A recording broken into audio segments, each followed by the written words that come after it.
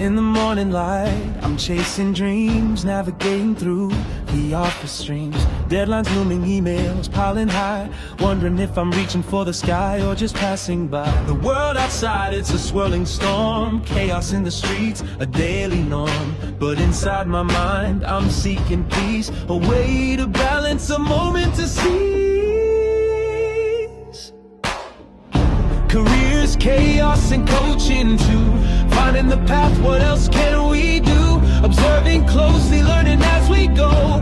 Making decisions, let our wisdom show. Through the storms and the calm, we'll find our way. With every challenge, we'll learn to say, we've got the strength, we've got the grace to face the world and find our place.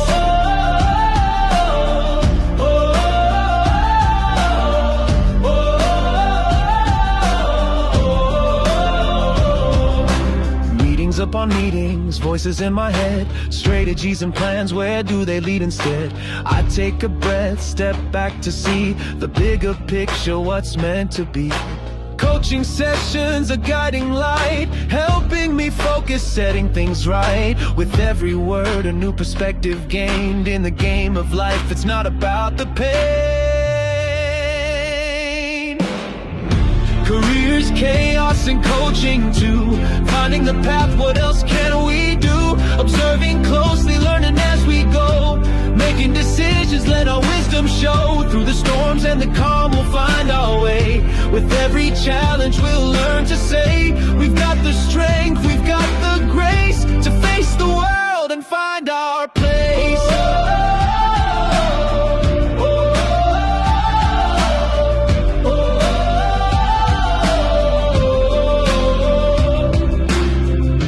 Quiet moments, I find my voice. In the chaos, I make my choice to lead with kindness, to act with care, to be the change, to show I'm aware. Careers, chaos, and coaching too.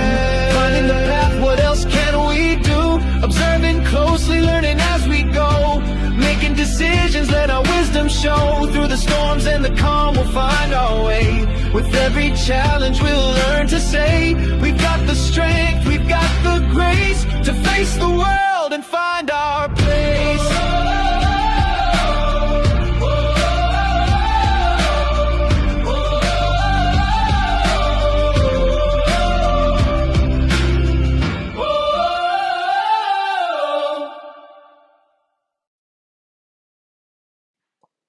Well, hello, everyone. Good morning, and welcome to another Careers, Chaos, and Coaching. It is Sunday, May 31st, 2026, and I am Felipe Cofino, and I'm here with my amazing co-host, Melissa Houston. Melissa, how are you doing today?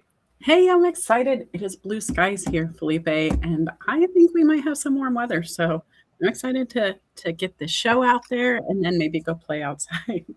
Wow, there's blue skies in Seattle, Washington, and there's blue skies outside of Washington, D.C. and in Maryland. So it's a good day. Hopefully, let us know what the weather's like in your area. Is it sunny? Is it raining? What's going on in your area? And let us know where you're watching from. And I want to say hello to people who've already joined us because it's great to see so many people already here early on. Let me just set this up here so y'all can see each other's comments. But it's great to see Kenny here, who's always supporting us.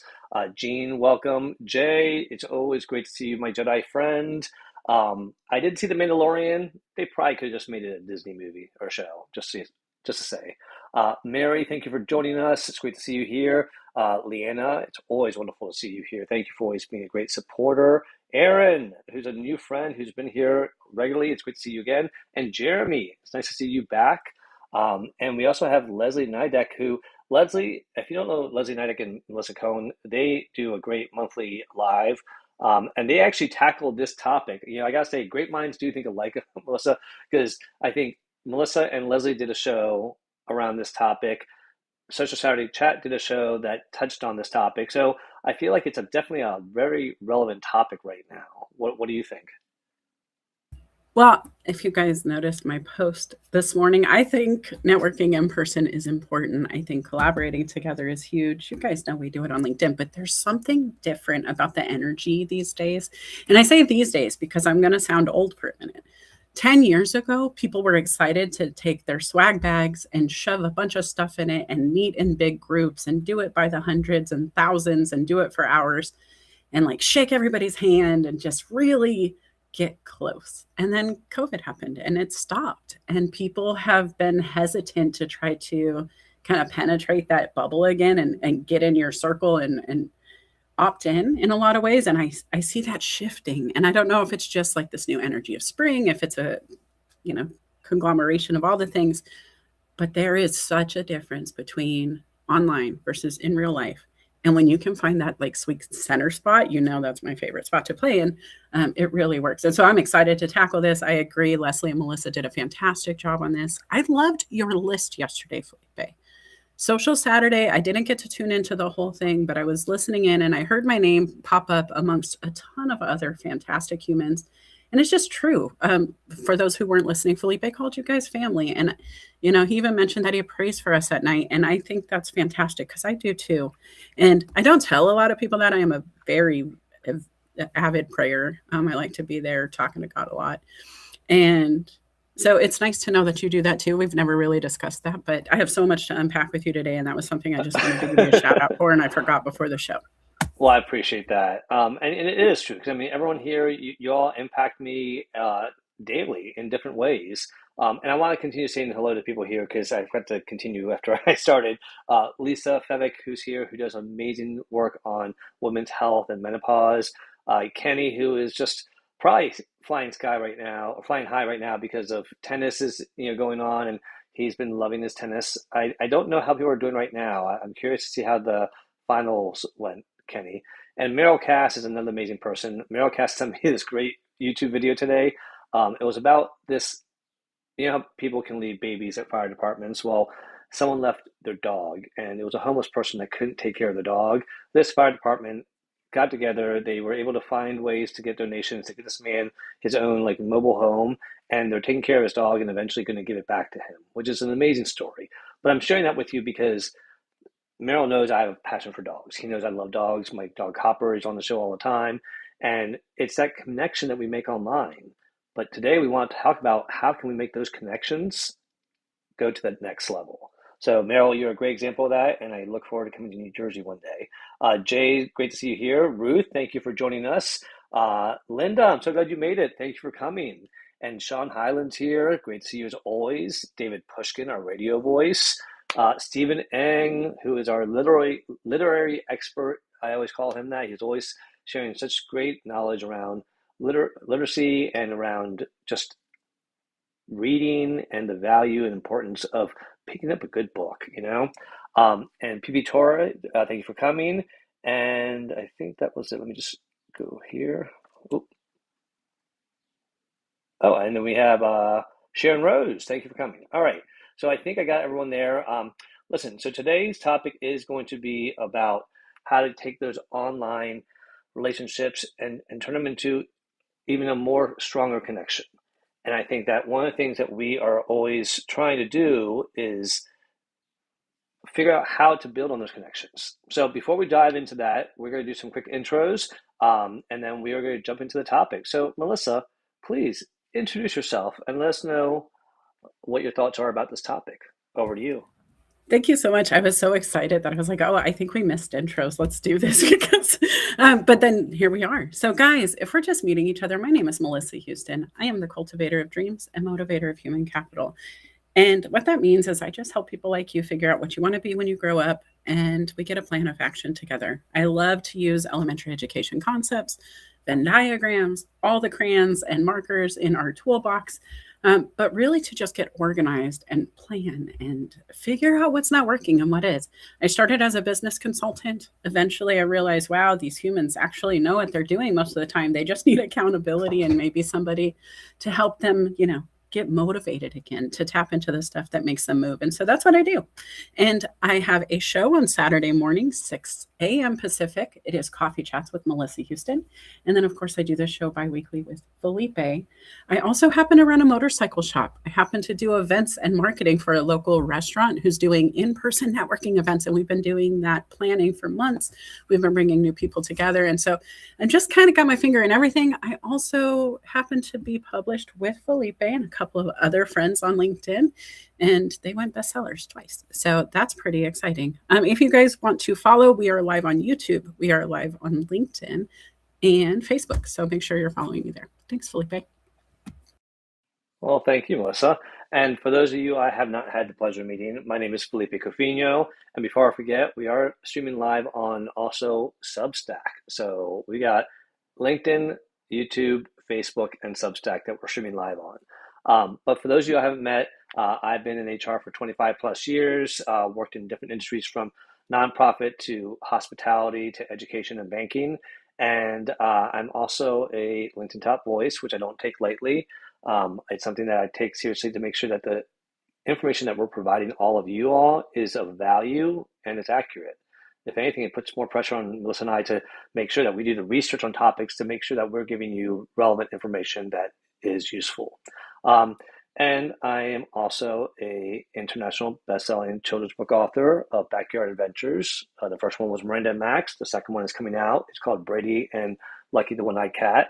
And of course, as Melissa mentioned, best-selling co-authors in a couple books with Melissa and a number of people, thanks to our publisher, Nicole and Guy, who has done an amazing job publishing a number of books, individual books and great books for, what are they called? When everyone writes in them. Help me out here, Melissa. Collaboration books. Yes, collaboration books, but there was another name I was thinking of, but okay. So, and I also am Anthologies? Yes, anthologies, thank you.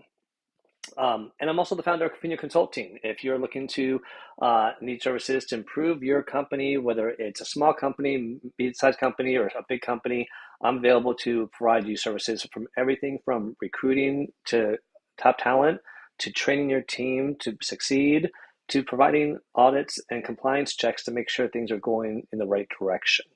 I'm not there to replace your team. I'm there to enhance them. And the website's coming out soon, so I'm excited about that. If you're not following me on YouTube, I would really love for you all to subscribe to YouTube, because that is probably the easiest way to see all the content that we put out on a regular basis, and that I put out, whether it's here with Melissa, with with Careers Chaos and Coaching, or the show I do with Simona Jetty on Mondays called Workplace Wellness Hour, or the Future Ready Voices, where I interview top CEOs and managing partners about the future of work, as well as my Social Saturday chat show with my team on Saturdays. All that's available, as well as some funny videos of me cooking. So check that out. But if you wouldn't mind subscribing, it's always appreciated. All right. So Houston, are you ready to get into this topic? Well, I was born ready. I swear I was made for this. All right. Well, I made Felipe's 5 very short. It's a one-page Felipe's 5. I figured we could just talk about these, and then you can add your additional points as well. But these are just high-level ones that I wanted to share. So it's just one slide here, y'all, and it just talks about 5 things that I've found to be beneficial when I think about in-person connections. So real quickly, you can read them here. It says stronger relationship building. It takes that relationship to the next level when you meet in person. There's better quality conversations. You know, after you hang up on a video call, you can't be like, oh, wait, one more thing. Let me go back and ask them real quick. When you're in person, you can walk over them. Number 3, increased visibility and personal brand impact. You might have an amazing visible presence and a great brand online, but if people don't see you, it's you're missing out on a big part of taking that visibility and brand to that next level.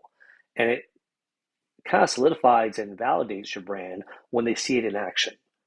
Number 4, you get more opportunities through serendipity. You don't know what's going to happen when you go to these in-person events. You might meet that next best friend, that new client, or that next job opportunity. It's the unknown sometimes that is the benefit. And then number 5, stronger sense of community and belonging, which I think we all understand that value. But again, you wonder, well, why are they all going out and doing stuff? Well, maybe because they've been putting themselves out there and meeting people and connecting with them. So these are the top five. I went through them very quickly, but I think that these are five that, stand pretty strong. But Melissa, what other ones or thoughts about these specifically do you have? Okay, I love this, and I was trying to take notes, but honestly, I was impressed with how quickly you went through them, so my hand couldn't keep up. Um, I have to say number 2 really got me because I was thinking about networking online, which for me, coffee chats was it, right? 5 to 15 minutes with somebody else, typically 15 minutes in my book. Um, to network, maybe give them 5 minutes, you take 5 minutes, you guys spend 5 minutes plotting how you can be friends after the event. However, in person is a game changer for me because not only do you get to show up and have this conversation, you can do it streamlined. You're not connecting, you're not sending out the meeting link, making sure they could get in. Is their video working? Is their microphone working? Internet connection issues, none of that matters. And so you can speed date, kind of, for lack of a better term, speed networking in a room where online is a little bit harder unless you're in a room like this.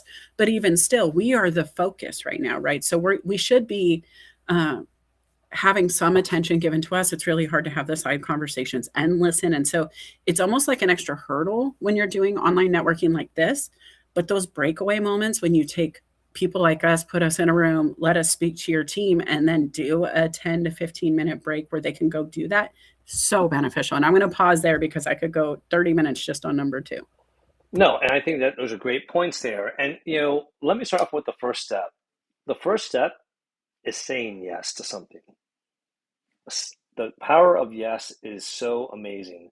When you get invited to an opportunity, when you get asked to join, say yes. You can always change your mind if something else comes up.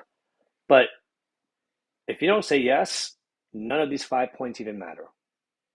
So make sure that you say yes. And you don't have to say yes every time, but find those opportunities and look for, and don't wait for them to come to you. Go out there and look for them. There's some in your backyard. And when I say opportunities, it doesn't have to be a professional networking event. Go out and volunteer. Go out and walk around the park and talk to the people who are walking too. Anything is getting yourself out there. If you need to do baby steps to start off with by inviting one person out for coffee, then do that. But every step you take forward is a step closer.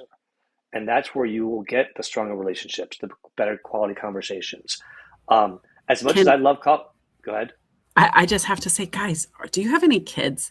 Because Lauren's coming to mind. Lauren Sermon has a kiddo in sports. And those sideline networking conversations while your kids moving the ball around whatever sports event they're in, right? Tennis for Ken today, we're just going to call it tennis. While they're playing tennis, are you talking to the other parents who are also there for the next hour? Do you put your head in a book? Do you get on your phone? All of those moments. Are you at the grocery store ignoring the person next to you? You never know what one conversation can do for you. And if you're not willing to start them, we're already in trouble, right? So I just love this concept. But I was thinking about that, building stronger relationships with people who are in comparable situations. You're already having something in common by standing on the sideline. Take advantage of those moments. Exactly. And, that's the thing that I think a lot of people don't realize is that, those moments are missed opportunities. You miss 100% of the shots you don't take. If you don't even try, I can guarantee nothing's going to change. But if you try, you never know what can change. So one of the quotes I always like to share is change the way you look at things and the things you look at will change. And that's really powerful because we tend to have our blinders on and we're just looking at it one way. And for any of you that are gamers, think of it this way. When you're playing a game and you keep on running into the same point that you can't pass a certain stage, you can't pass a certain battle, whatever it is, and you keep on doing it over and over again, how many times did you get past it because you changed how you did things? So I want that to be one of the mindsets that you all take away today is change how you do things and things might change. Now, I want to say hello to somebody who also joined us here just recently. We have Christine, who's here. Great to see you, Christine. Charito, thank you for watching from the Philippines. Ulrike, I hope I pronounced that right. Welcome. Gregory Liverpool's in the house. I did put the link in the chat to join us on stage, so we are going to bring people up shortly. But I also wanted to bring up this. I shared in the chat which one of these are your strongest areas and which one do you need to work on. And Melissa, I'm curious for us. I want us to be very transparent. For me, building strong relationships is definitely one of my strengths, hands down. I'd say second would be increased visibility and personal brand impact. The ones that I need to probably focus more on is better quality conversations, which it doesn't mean that I don't have good quality conversations, but I need to have better quality conversations to learn about them. Not conversations about sharing what I do, but better quality conversations about figuring out, well, let me learn about what you do and who you are. And that's the kind of quality I want to add to those conversations. So that's where I'm at with these. Melissa, where are you at? I gotta say, I have a high and a low here, right? Just like you. I think what I'm working on currently is more of number 5. As much as I have built a community running the motorcycle shop and hosting the community events there, uh, being able to be an event and marketing director for a restaurant that serves a bigger scope of humans is definitely my focus now. Just today, being part of the Bellingham and Whatcom Tourism Ambassador Program, being able to not just welcome people to the community, but do like I did in Nebraska, where I had joined the chamber. I became an ambassador for them. It was an envoy, is what they called it. But I would welcome newcomers and explain to them how you can acclimate, how you can take advantage of community events to get to know each other. And so I'm doing that because I haven't really focused locally. Like I said, I was part of that COVID shutdown. I was part of that. I don't mind being alone in my house with my book and writing and reading and all the things we've accomplished during that time. But the one thing I got to give myself a gold star for is as I'm meeting people, if I've met them before, they go, wait, you're the shiny card lady. I remember meeting you. And that, for me, if you can take your LinkedIn brand and put it on a business card and virtual, whatever you want to do, guys, but I still think there's power in paper, right? I've always thought that. And I think digital cards are cool and they're neat and they're handy. But there's nothing like watching somebody take one of my business cards and just tilt it back and forth as we're talking. They are watching the shine, the glimmer, the whatever. They'll never throw my card away. And then they remember, they're like, oh, wait, you gave me the shiny business card. And instantly I'm welcomed. I'm fun. It's passion. That for me is my gold star. What about you, Felipe? Is that your gold star? Is that the relationship building? Was that what I understood? Yeah, I think that's the one that, I don't think it's one that I aimed for, but it's the one that I not only on everything from LinkedIn's the sales index that says that my strongest relationship or my strongest strength is relationships, but people tell me that. People tell me that I build strong, long-lasting relationships. From when I was 3 years old to elementary to high school to college. I have all friends from different sections that I still stay in touch with, and I think that that's carried on into my professional career. I still have friends from every place I've worked at that I invite to my home and we still go out. Now, one thing I wanted to share is because who was it that brought up this point here? Oh, well, Samantha Kelly joined us and she said, suit up and show up. Hi from Ireland. Thank you for joining us, Samantha. And that's the thing is, when you show up looking good. Don't show up disheveled. Don't show up like you just, came out from a game or something like that or a bar. You want to look your best. It doesn't mean that you have to wear, a suit and tie or your best, gown, but you want to look crisp and sharp. Sometimes a power suit might be the way to go. But Melissa mentioned something about her I brand standing out. Wait, hold on, let me finish this. Okay. Her brand standing out with her shiny card. People remembered that about her because she showed it, she handed it out, she talked about it. Um, it doesn't have to be only one thing. I went to a networking event. I'm sorry, I went to an event where I spoke at a panel, and afterwards we were networking, and people were asking me for my business card, and I said I don't have this card. I have a hard card that I just tap your phone, and my business contact information, LinkedIn, YouTube, everything goes on there for you. And they thought that was so cool.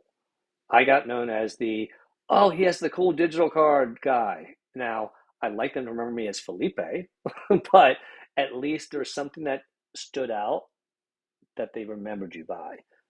I've seen ladies that walk in with just an amazing scarf that was so unique and different that people talked about it and people remembered her because of that unique scarf.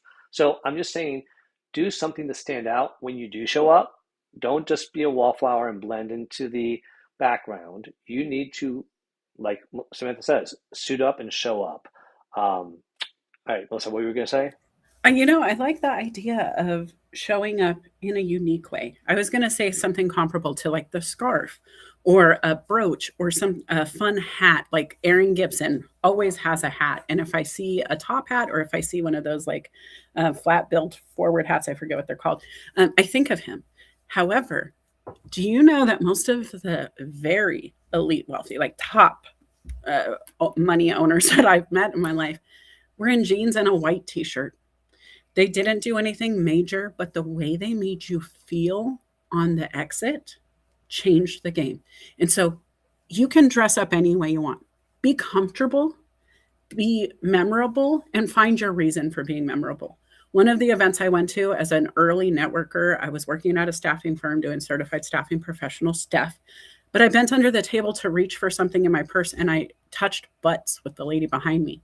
Come to find out, she's the assistant director to Deb Fisher in Nebraska. She was ready to take me to lunch at any time, said, I will clear my schedule to meet you, all because as soon as we did that, I just started gabbing and overrunning her with all of my data. This is who I am and this is why I'm here. And I can't believe I just did that. How embarrassing, right? But it was memorable. And we got to be really close friends. And so don't be scared to make a fool of yourself a little bit. Those moments where people can also laugh with you. They're also nervous. They're also humans who are feeling imposter syndrome walking into these rooms. Just make it fun, guys. And just show up in a way that you are clean. You're not the stinky one in the room. Don't be remembered as the stinky one. Don't be the wrinkly one, but wear what makes you comfortable. I'm a big fan of cardigans and like a long skirt. A tank top or a nice blouse underneath. I don't do a lot of extravagant dressing, but I definitely have the energy and the card and the behavior that is hard to forget. Felipe? No, and one thing I'll say to contradict a little bit is you got to dress for the events. So if you're going to something that is a grand opening of a fun, restaurant that's got a lot of fun activity, you want to dress a little more casually. If you're going to a business networking event, you want to dress more professionally. So, but dress and make sure that no stains, put on good clothes that look sharp. At the end of the day, you only get one chance to make that first impression. And if you get a second chance, great, but that's not always promised. So that's why you want to make sure that first impression, that you are not looking like you were last minute Nelly or that you were sloppy or that you don't pay attention to detail. And those are things that people are going to look at if they want to hire you, do business with you, or connect with you. It's part of... Sorry. What? Do you guys know the banana ball people? Have you heard of them? Yeah, the baseball team? Yeah. Yeah. Do you know they did it wrong in every way? If they wanted to be a team, a baseball team, they did everything wrong. They dressed wrong. They danced wrong. They stood wrong. They did everything inappropriately. So take it with a grain of salt to some extent, right? And I listen, the guy wears a big banana suit. They dressed right for the game. They Correct. showed up wearing good looking clothes that fit and was uniform. And so they didn't break anything. The owner does not ever show up in the way that you guys would typically think. And this is my point. It doesn't mean you have to do it this way. When you showed up to a baseball game, I wouldn't show up in a suit to a baseball game. No, Who would do that? Because the owner of the team comes to LinkedIn in that suit. And this is my point. If I could get to it, I'll explain what I mean. He doesn't conform. That is the whole point of his brand. And so just make sure it's aligning with your brand. If you are a flip-flops salesperson and you want to display your product, you can get away with it at a networking event if that is your brand. So just make sure it aligns with you. Make sure you're clean and cut and concise, but really have some fun with it is my point. Felipe, it comes from banking and HR and hotel. It is a completely different mindset, and that's okay. But I think there is value in standing out a little bit. Well, but hold on. I've also worked in nonprofit and education where it was very casual. And so, again, I'm just saying from a hiring standpoint, from a business standpoint, you want to look good. The banana baseball team, they look sharp. They look sharp, they looked organized, and they have fun. If they were all wearing ratty, tatty, torn clothes, or if their logos were not matching, or if they had mixed matched colors, that it would take away from the experience, and you wouldn't remember them as much. But you see those bright yellow, outfits, uniformed, looking sharp and clean. They care about how they show up, and I think that's the important thing: is care how you show up. All right, we have two people in the background. I want to bring in Christine and David Pushkin. It's great to see you all here. Thank you for joining us. Christine, you were the first one up. Please introduce yourself and tell us your thoughts about in-person connections.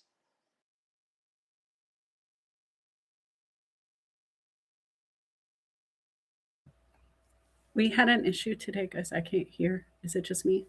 No, I can hear you there. Christine, I can't hear you. You may need to unplug your microphones and plug them back in if you have headphones. We had to do that earlier just to give you guys heads up. Nope, still don't hear you. Try leaving and coming back and see if that works.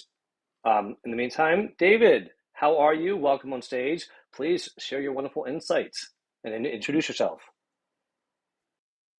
Oh, good morning, everybody. Good morning, afternoon, evening. Hey, Felipe. Hey, Melissa. For those who do not know me, David Pushkin, public sector leader with over 20 years experience, lover of all things accessibility, supporter of disability advocacy, and your chief encouragement officer. Yeah, I mean, there is real power. Obviously, we've done some really good stuff online, networking, but I think there is real power of being there in person. We are, as humans, we want to connect, at that human level. And I think it's really important, when you're in-person networking, like you said, have that unique thing about you and be curious, don't go down those cookie cutter questions, be genuinely interested. And, the follow up is really important. Don't just connect with somebody or get their number, say, hey, I'll definitely call you. And then nothing comes of it. It's all about kind of just putting yourself out there. As I said in the chat, one of the first networking events I went to, there was like an open, like the room I was in had a glass door so you could see everybody in there and everybody was there chatting. And I literally texted my brother and said, I'm so out of my league here. By the end of it, I had made loads of friends, new connections, and it's all about just putting you out there. Like you said, Felipe, the power of the yes is so important, and kind of getting out there, doing things, and kind of seeing where a journey will take you. If you just stick to people who are in your network and who are not as different as you, you'll just, that's the energy you'll bring. So it's really important to kind of get yourself out there because you never know what speaking to somebody might bring and the opportunity might bring. I'll yield the mic there. Stay encouraged, everybody. Well, David, thank you for sharing that wonderful insight. And I think that's really, it is about that uniqueness of standing out. So I'm going to mute somebody here because there's a click in the background here. And you have such a unique perspective, but I think, like I said, showing up and having that uniqueness about you, we all have something that's unique. Sometimes we're scared to show it. Sometimes we're proud to. But I think that saying yes to things, putting yourself out there, giving that opportunity, you'll be more pleasantly surprised what may come out of it. And at the end, the follow-up is the other thing I want to mention you talked on. That is a huge thing that we have not talked about yet. Follow-up is something that most people are horrible about. Back when we had just paper business cards, you can ask anybody. People would have stacks of business cards on their desk with the best of intentions of putting them into their contact list and having them for the future and reaching out to them, and they didn't. But if you do follow up, that's where that connection can continue. The moment you don't follow up, you pretty much have just killed it almost, unless they decide to follow up. Houston, what are your thoughts? And please introduce Gregory. Okay. I mean, honestly, yes, follow-up is key. Sales 101 for me, 102. I think 101 was just networking in person. But truth is, what I've learned in person versus online changes the game. There's a guy who is networking or marketing locally. He's a chiropractor. I love watching those crack videos on my reels. And I just keep thinking to myself, it would be a game changer. I need to get in. I need to get in. I need to find the right guy. And I caught him and I watched and I invited him on Instagram just blindly. I didn't even bring anything comment to it. I just sent him the picture. We're networking tonight. And he showed up. And when I got to know him in person, Dr. Dakota told me he wants to put people back in their life, like get them back in action. And I got to understand his passion in a way the reels weren't capturing, his marketing wasn't capturing. He got to say it in a way that his face and voice told me everything I needed to know about him. And I think that kind of value is hard to replicate. David, you bring this all the time with your voice and in your shares. And I think it's important that you do because you do it well here. But I agree, in person is just a different level. And if you can get those two to overlap, it's really fun. Thank you so much for your share. Gregory, what is this topic bringing up for you? Go to Kristen. She was here first. I don't know if I could be heard. Can you hear me now?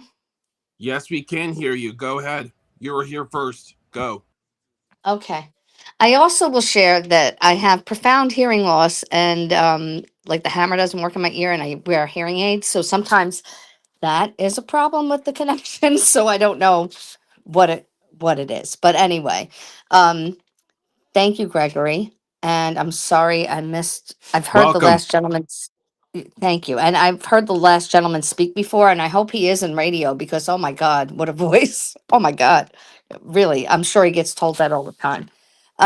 So quickly, I'm in nonprofit right now, so it is a little bit more lax with how we can dress, but I like jeans and like a plain but nicer material t-shirt with a maybe a jacket or a little something on top of that and loafers, but then have like bohemian earrings or some sort of sense of something more stylish, like the scarf Felipe said.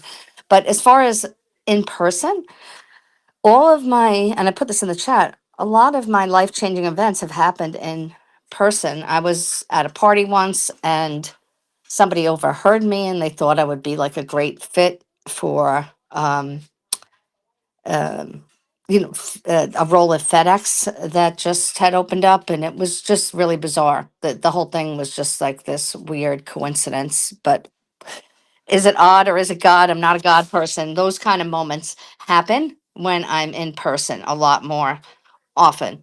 Another one, I've talked about getting my master's. I just happened to be at a trade show and walked by a table and there's a whole chain of events that happened after that that I don't have to get into the blow by blow, but that's kind of how that happened and I wasn't planning on doing it. Not at this age. And then just recently I shared, I think on this show, that I went to Chicago and I participated in the Chase Corporate Challenge. And that was just like, it wasn't, it was a voluntary thing and I just did it. And I came across somebody that I told them I was getting, studying for some credentials. And they said they had like this teach the teacher kind of program that I could participate in. And I don't know. So it's going to open up all these other channels to possibly being a college professor or um, consulting companies or doing one-day workshops, that sort of thing. So all those amazing things tend to happen. Not that they don't when I'm not in person, but they're a lot more likely to happen when I am. So I'll leave it there. I love that share. And I think the reason, and I could be wrong, but if I had to guess, it's the intentionality. People who show up in person mean to do the work in person, mean to get something accomplished. There's a lot of passive behavior on the internet, and I think that is the game changer. I will leave my thoughts and then go to Felipe with that. It takes one conversation to change your life. Annette, one of my clients, just shared that this morning because I had talked to her about it in a coaching call. And it's really true. The more conversations you have, the more likely the percentage for success, right? And so get out there, do big networking events. Don't just do the small one-on-ones because there is so much more value in the opportunity that's in a big room. Felipe? Yeah, Christine, I absolutely love what you said because it brings up such an important point that, most of the connections do happen more in person than they do virtually. Think about it. When you're at an event in person and a bunch of people are talking, and there's one person that really piqued your interest, you can pull them aside and say, hey, can I ask you a question, and have a private conversation. You can't really do that as easily on a virtual call.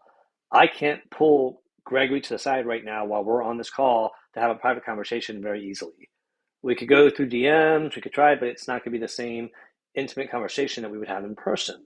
And we would feel pressure to come back and this and that. So there's definitely so much more opportunity. And that's what we want you all to hear is the opportunities are going to increase. If you're feeling like you're hitting a brick wall and you're doing everything virtually, this is one of those ways that we're trying to get you to hear that the opportunity to go out and meet in person will increase the number of opportunities that you receive.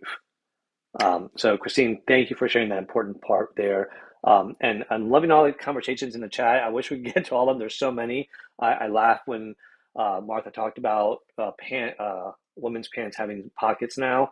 And I never understood why that never happened. Men probably created it and didn't think they needed it. I don't know. But the point is that, the small things like that might be a conversation starter. I've seen women talk about pockets in their clothes and saying, oh my God, that outfit has pockets. I love that. And they get into it. You never know what might pique someone else's interest. So with that being said, Gregory, thank you for being a gentleman and letting Christine go first. What are your thoughts on this topic? Yeah, if people have technical difficulties and stuff, I'll let them go first because that stuff is outside of their control or purview. So that's why I'll let her go first. She was basically at the mic first, but before me and stuff. So anyhow, 6 years HR professional, your HR maverick canary in the HR profession, and this particular topic conversation is very very close to my heart because in terms of your Felipe's 5 montage, we are overly dependent on number 1 in terms of your graphic there, because a lot of people like to get to know the person on in terms of the stuff that they put on in the ATS protocol rather than picking up the phone and get to know them on a human type of level. Cancer, that's your example towards me in regards to pulling them aside to get to know them on a human to human level, which I think that the phone screen should be making a major comeback in the HR recruiting processes at this current time with the advent of AI per se. In terms of my strength is the number 2 is basically number 2 on that list, and number 5 is the weak point because a lot of people in my HR community is virtually, I will say, very, very fragmented, and you can't get that type of one-on-one type of chat with people within my local HR community if in regards to that nature. And I think, yes, putting back what Sean just highlighted, putting the human back in HR, and that's try to strive every single time that I've talked about HR related issues, because since the onset of AI, hence the Pope's message this past a week from tomorrow, actually, in regards to how that AI can basically harm society, and this is one of the reasons why this could really harm society because of the lack of interpersonal communication, that type of thing, and we are all automated and virtually all segregated in terms of our networking per se. We need to get back to human contact, and that's what and that's what, again, another comment by Jay, we need to bring back job/career fairs in an abundance at this corresponding time, because it's start to get that human to human type of connection, that type of feel in terms of the human, rather than looking at something electronically and you could basically screen somebody out because of something that the ATS might overlook and might miss. That's why I will say, kind of, Melissa, you would take this as another sports analogy, since you're in the land of the Seattle Kraken. Stick taps to your coffee chat yesterday in terms of people being overlooked, and this is one of the prime examples that if you do not know the person, if you only know the person electronically, you could be missing out on them if you do not take that step and know them on a personal type of level. And one of the slides that you had, which I basically put in the comments, which you basically did an insightful response, that was probably the slide of the corresponding presentation, which I basically took a screenshot and kept that dear me, such as basically Maverick had the dog tags of his fallen partner Goose in when he was in the fighter jet plane, basically the Top Gun scenic situation there. So yeah, so thank you. All right, great. Well, you shared a lot there. I'm going to focus on two things that you shared. One, you mentioned community and the HR community, and I know you shared some frustration on trying to make progress on how they can improve the ATS and things like that. But I would venture to say that if you don't already have one, that this would be one area that I think you could definitely grow a strong community, is the neurodiverse community. You are such a huge advocate for neurodiversity and for hiring that. That's a community that I think that you would make a huge impact on if you haven't already. I know here on LinkedIn you have. I don't know what you're doing outside there, but I feel like the HR community, you need more ammunition, and I feel like the ammunition from the neurodiverse community might help you impact the HR community. Just a thought, because I think that you have a huge presence in both, and it might be a way to make some progress, hopefully. But the other thing is, for anyone, look, we get it. It's nerve-wracking when you walk into a room full of people that you don't know.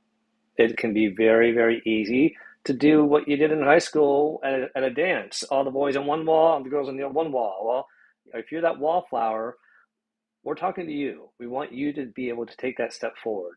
Now, one trick that I used to use early on is when I first had kids, I had kids on my phone, pictures of my kids. Today, I have more pictures of my dog than my kids because the kids are grown. But I always made sure I had my phone in my hand and that picture was visible. You'd be shocked at how many people say, "Oh, are those your kids? Oh, I have kids too. Let me show you pictures." And you start connecting over kids. Exact same thing happens with dogs. "Oh, is that your dog? That's a cute dog. What kind of dog do you have? Oh, do you have a dog? Yeah, I do. Let me show you a picture." And they pull out their camera and start showing pictures. This is something that is a stepping stone into building that relationship that can lead to more. So I'm just giving you another tool that you already have. We all have phones. Put a picture on it of something that is unique about you, so when people see it, they can ask. Melissa, what are your thoughts about Gregory's share? Gregory, I just appreciate the shout out for the show, and I'm glad it resonated. I did read your comment. I just didn't have a chance yesterday. I was working to get back to everybody yet. But I have to say, what Gregory shared triggered an idea for me as somebody who's not a wallflower, as somebody who's absolutely able to just go up to anybody and just start a conversation without really worrying about it. I would dare my friends who are like me, who don't have a problem starting a conversation, to go up to the wallflowers and say, "Hey, can I hide over here with you? What's going on over here?" Something that simple. Acknowledge, "Hey, can we hang out together away from the crowd?" Because maybe that's the thing you'll have in common, is you guys are standing away from the crowd, and now you can have a one-on-one conversation, which is maybe a little bit easier for somebody in that position. If you come up to them asking questions once you have permission to stay, and just say, "So what brings you here? What were you hoping to do by meeting these people?" Like, whatever it is, figure out what their goal was. And if you can help them accomplish that, maybe you know Bob, who they need to meet, and you can save them 99 introductions before they get to that 100th person you already know.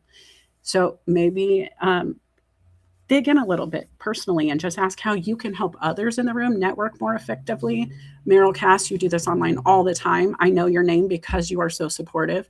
If Meryl goes into a networking room and drags people person to person, it's going to be effective. I think we should dare each other to do the same thing for those who need the help. Felipe? That's great advice. And you bring up a great point there that you shared. And, I talked about this in Melissa Cohen and Leslie's show, that to your point, those wallflowers, Melissa, they're the ones that we should approach first. And one of the easiest ways to do it is like going up to them saying, oh my God, these events make me so anxious, and letting them know that they're not alone. But those are the ones that deserve attention first, because you might find amazing information about that person. Just because they're quiet and shy doesn't mean that they're not intelligent and have a great experience. Now, some people made some comments here I wanted to highlight. First of all, I want to say hello to Martha and Tom Collin, who joined us, and Nick, of course, and I think that's Joe Perez, who's Tech Wise Dude, but I will make sure. Thanks for being on YouTube. And Yes, Annette it Gomez. is. Oh, good. Annette Gomez, and who else do we have here sneaking? Someone else did, but LinkedIn user. Love my dresses with pockets. Whoever that LinkedIn user is, let us know who you are. We'd love to know. And Coach Carey's here as well. So thank you all for those comments. But, Jay mentioned a comment. One of his, well, actually, before I get to Jay's, Kenny's comment about he must be a wild wallflower. Kenny, I think you're like a rose. You're beautiful, but be careful because the thorns can hurt you. Yeah, in terms of dress, I'm basically, I sometimes overdress per jour, because since I'm living in Winnipeg, Manitoba, the temperatures extremes could happen in a drop of a hat. So basically, Yeah. you got to prepare for all things, anything. I basically put in the comments that says I went to a Winnipeg Sea Bears, which is a CEBL game, which is basically lower tier type of a basketball league, not the glitz and glamour of the NBA. Go San Antonio Spurs last night. I went to a game with a suit jacket, a button-up t-shirt, and some dress slacks, because Well, you're probably the best dressed person there, Gregory. So yes, I appreciate that. So, because I all like right, to classy up the good. the kind of sporting event toujours. Okay, So I just want to get back to the comments real quick, Gregory. Give me a second here. All right, thank you. And so with the other comment that was on here was the one from Jay, and Jay said that his biggest networking connector is his mom. I want to highlight that for a minute, because people think about networking and they don't think about the low-hanging fruit that's right around them, their family and friends. My first job that I got out, well, actually my second job that really launched me into management, was because my mom picked up an application at CVS, back when it was People's Drugstore, because she saw a friend of mine that used to work, that I used to hang out with, work there, and she brought it back. That networking that she did with my friend and bring back the application, that is networking. And so don't underestimate the value of those around you, letting them know, hey, I'm looking for clients. I'm looking for a job. I'm looking to join a community and volunteer. You got to speak up. You got to let people know, because the people that are right next to you might be the ones that help you the most. And I think that's really important for us to really highlight. Gregory, I'm going to carefully move you back into the green room here. Don't trip, please.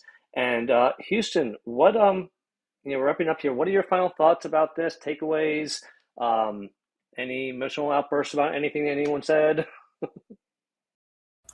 Dresses with pockets are my favorite thing in life. I think also there's been some questions that came up. I know Charito had a question about like connecting with the intention of being self-serving and not really being worried about the other person.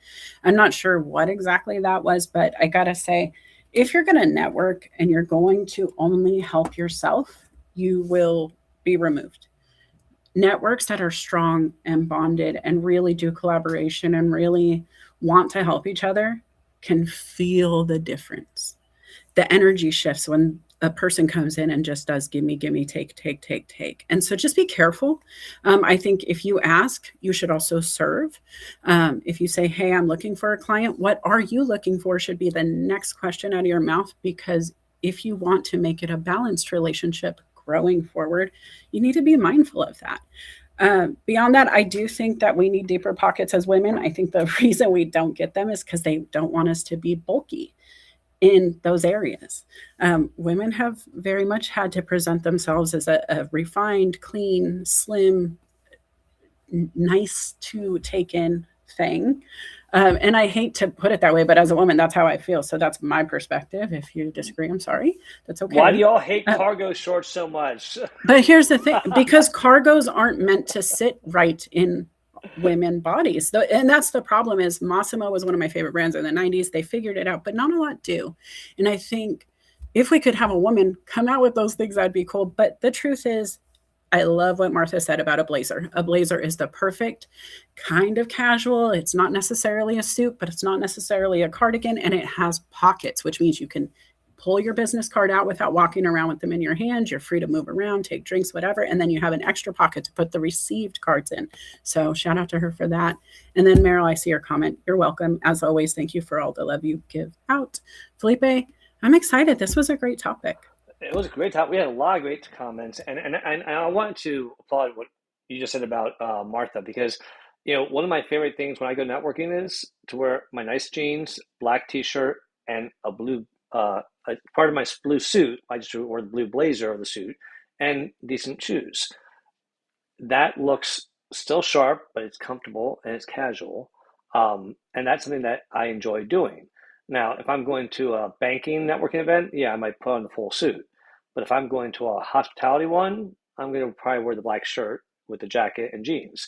So again, dress for the rule, or dress for the event.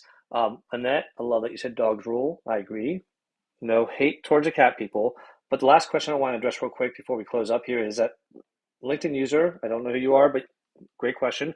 What about networking for introvert people? Here's what I'll say, that I have a number of friends that are introverted. People think that I'm extremely extroverted. I'm in the middle. I definitely have a huge introverted part where I need to be alone, recharge, let me just have my time in order to be energized for the rest.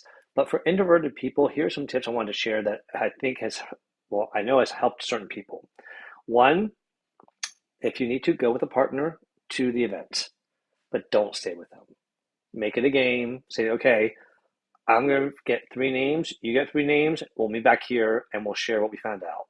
And keep on doing that through the event. That way, at least you have someone that you're working with. You have a goal and a mission, and you have some action to take. The other the other tip is this. If you find out who's going to be at the event, research them on LinkedIn. Learn about them. Find out who they are. Find out the ones that you want to talk about, and take a screenshot if you need to of their profile so that you can go to your camera roll and pull up saying, oh wait, there's a guy I wanted to meet. And you can go up to him and say, hey, Jake, I just want to say I was looking at your LinkedIn profile and I was really impressed with the work that you all did on the environment last month. Boom. You have something to bring up to them. It's probably the easiest way because people like to talk about themselves. And if you bring up something that they did, they're going to start sharing with you and they'll do more talking than you do. And you can feel a little more safer in your introverted space. But it's going to take a little bit of effort. It is. You have to, nothing's going to happen without effort.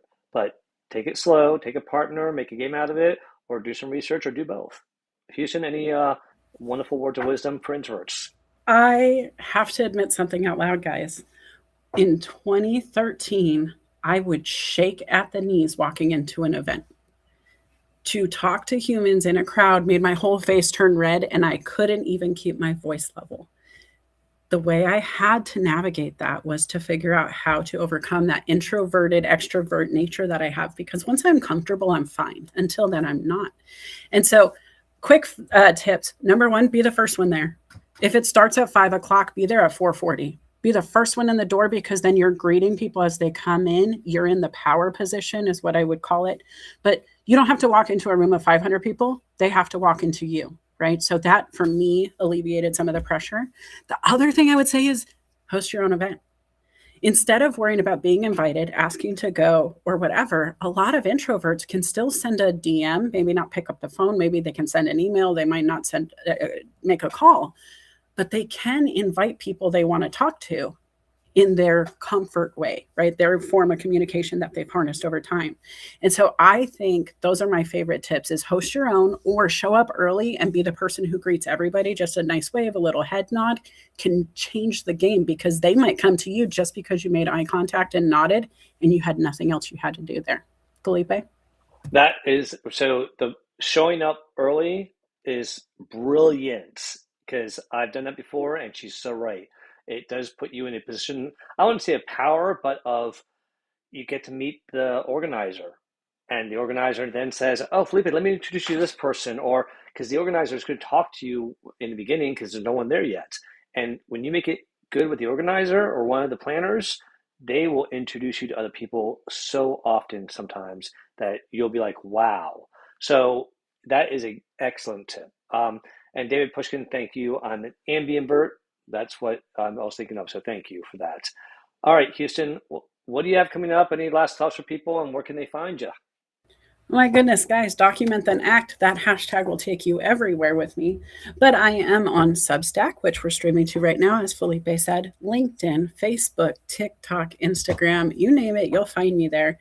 Check out the website. That's where you're going to find the most about me. You can find previous shows on YouTube. Social Saturdays in my brain. I gotta just tell you, I love what you said. You guys, if you haven't watched that, go back and watch the replay for his show from yesterday, because he talked about you guys. A lot of you were there in that list with me, so go figure it out. And then ring my bell. Saturday I have a show, 6 a.m. I'm going to post it later today.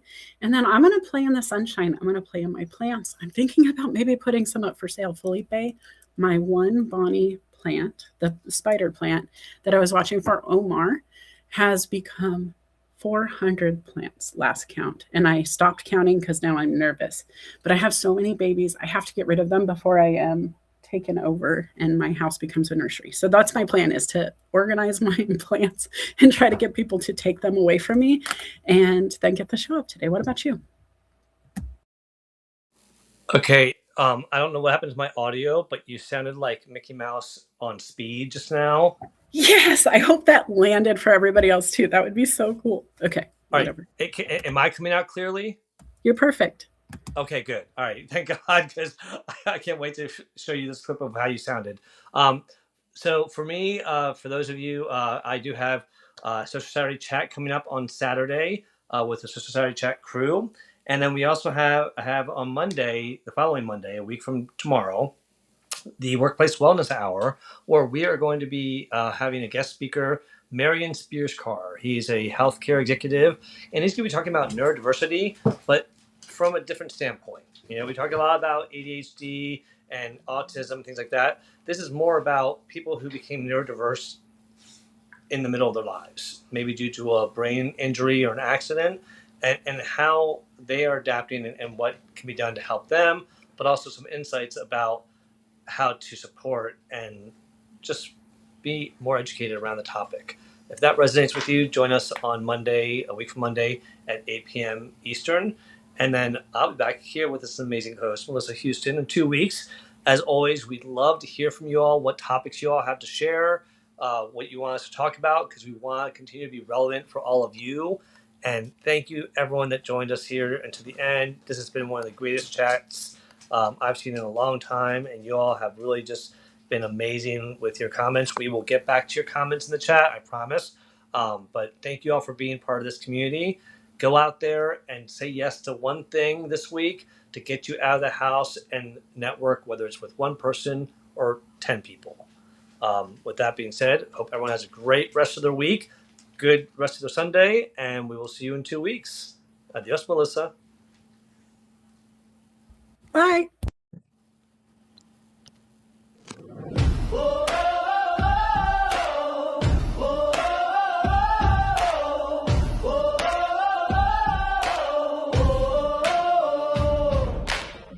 In the morning light, I'm chasing dreams, navigating through the office streams.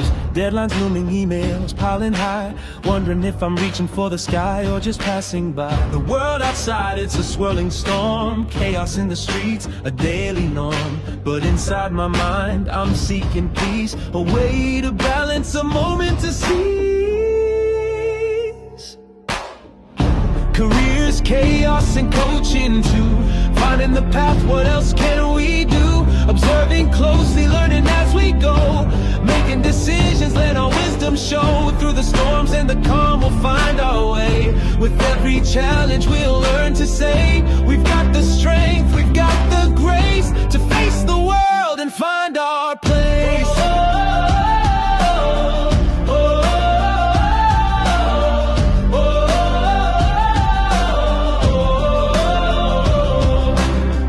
Upon meetings, voices in my head, strategies and plans, where do they lead instead? I take a breath, step back to see the bigger picture, what's meant to be. Coaching sessions, a guiding light, helping me focus, setting things right. With every word, a new perspective gained. In the game of life, it's not about the pain. Careers, chaos, and coaching too, finding the path, what else can we do? Observing closely, learning as we go, making decisions, let our wisdom show. Through the storms and the calm, we'll find our way. With every challenge, we'll learn to say, we've got the strength, we've got the grace to face the world and find our place.